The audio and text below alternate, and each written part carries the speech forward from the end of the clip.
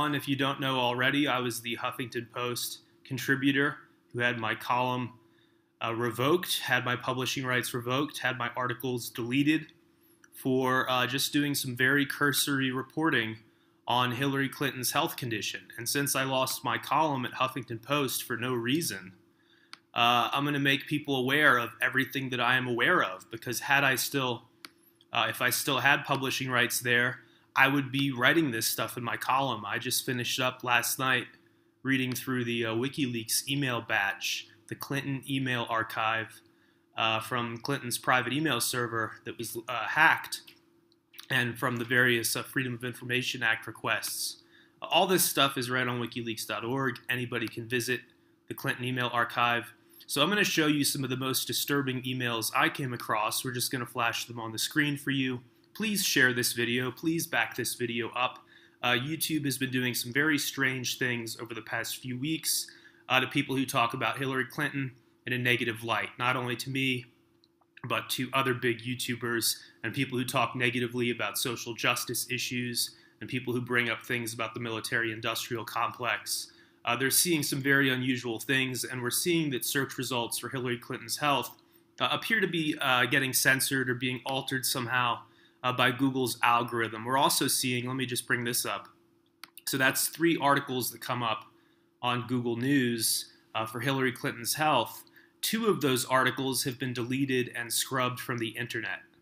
Can you guess which 2 have been deleted and scrubbed from the internet without cause or without notice?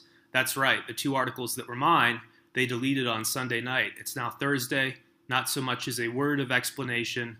I've been asking Arianna Huffington, the founder of that publication, for any kind of feedback on this. She will not reply, not even publicly on Twitter. She is silent.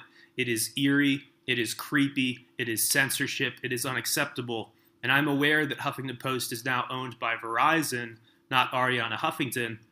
But as the founder who still has her name on it, who knows the editors, who created the culture of the Huffington Post, she could certainly condemn censorship and shine a light on it, but she chooses not to do so. She is complicit in this media push to get us to vote for Hillary Clinton. And I do not respect the fact, as a researcher, that going through these emails and going to some of my sources, it does appear that we are being pushed off a cliff, that we are being forced to vote for Hillary Clinton because the public has been indoctrinated by the corporate media with the message that Donald Trump is a sexist and a racist. CNN.com even led yesterday with a homepage story covering Trump's diplomatic visit to Mexico to, have a friendly relationship with their new president before he potentially becomes elected here in the U.S. as president, before Donald Trump does become elected. And instead of encouraging that kind of adult and mature diplomatic tone, which a number of Latinos on Twitter were praising and were frankly impressed by, instead of doing that, they claimed that this was a racial move. It's such propaganda. It actually disgusts me as somebody who's been on CNN before, somebody who's been on Fox News, somebody who's been on the Young Turks a couple of times. It is actual propaganda. It actually disgusts me. So let's go through some of these emails. And again, don't let Google and YouTube censor this or delete it. Back it up yourself. Make a copy on KeepVid. Share it to your friends. Post it on Vimeo. I'm not doing this to make money. I don't care if you violate my copyright. This is information in the public interest, and it needs to go out.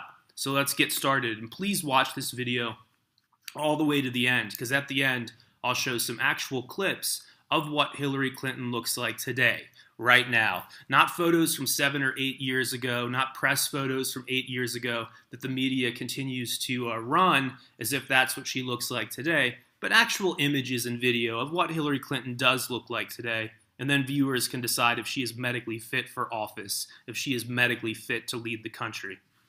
So an email back in 2011 from one of her staffers, she had her staffer look into Provigil, which is a prescription medication which is prescribed to people who are off-label looking for a cognitive enhancer. It is used for that purpose. And its official purposes, it's used for people who are suffering from Alzheimer's and Parkinson's to reduce some of their symptoms. Provigil. And for any researchers out there, just search for Provigil in the Hillary Clinton email archive. at wikileaks.org, and you can read through the full email. So let's go to another one. Jamie Rubin, who is the husband of CNN international anchor Christiane Amanpour, who allegedly has a painting either in her house or somewhere where she's been photographed, a painting of the towers burning behind her. In other words, the towers, that's the painting, is the Twin Towers burning, and she's in front of it.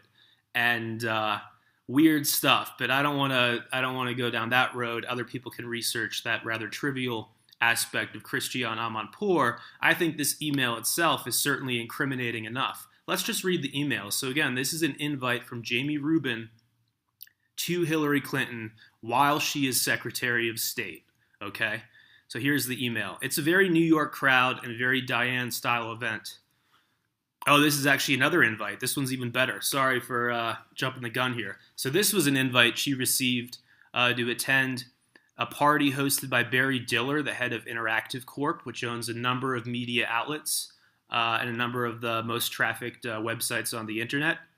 So this is a private event to hang out with Barry Diller and with Diane von Furstenberg. So here's the invite. It's a very New York crowd and very Diane-style event, i.e. unconventional.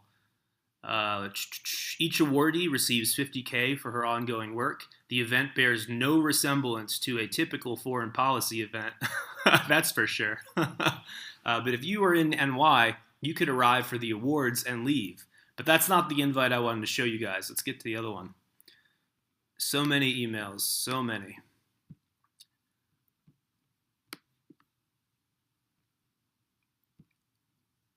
Bunch of emails about sleeping and how sleep is important, how vitamins are important. A staffer even sends her an email. It's a forward of an article, "Do you suffer from decision fatigue?" And then she puts in parentheses, "worth a read." I would not send that to my boss. At least somebody at the State Department has some spine, right? Implying that she's suffering from decision fatigue. Of course, there's a bizarre email some people are pointing out. One of her staffers mentions that she'll be sacrificing an animal to the demon god Moloch. A lot of the people who are obsessed with Illuminati and elitist cults and stuff, they always go back to Moloch as being one of the big baddies. So that's not really not a big deal, but to me is a little weird that you have staffers joking about making sacrifices to a demonic god while they're on taxpayer time, while they're working for the United States State Department under Secretary of State Hillary Clinton. So that's the kind of culture that she encouraged. So this is the big invite, the big email that I really wanted to do this video for. Let's make sure that I can bring it up on screen. There we go. Hope your travels have been less brutal than they look. I know it has been a while since we spoke of this, but I still think it would be good for you to have an informal setting to talk to some influential New York City writers and opinionators. Just going to stop reading there for a second. One of my readers on Twitter pointed out, writers and opinionators, aren't these people journalists?